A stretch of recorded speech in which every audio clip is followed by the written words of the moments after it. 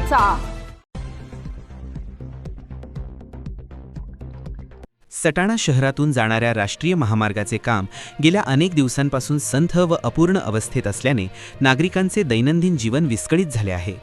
धुळीचे साम्राज्य, मोठमोठे खड्डे, सततची वाहतूक कोंडी आणि अपघातांचा वाढता धोका यामुळे शहरवासीय त्रस्त झाले असून व्यापारी, विद्यार्थी व प्रवाशांना मोठ्या अडचणींचा सामना करावा लागत आहे।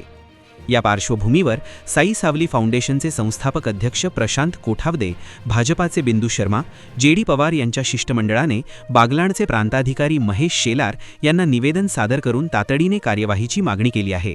रखडलेल्या महामार्ग कामामुळे व्यापारी वर्गाचे आर्थिक नुकसान होत असून रुग्णवाहिका, शालेय वाहने व अन्य अत्यावश्यक सेवांच्या हालचालींनाही मोठा अडथळा निर्माण होत असल्याचे निवेदनात नमूद करण्यात आले आहे।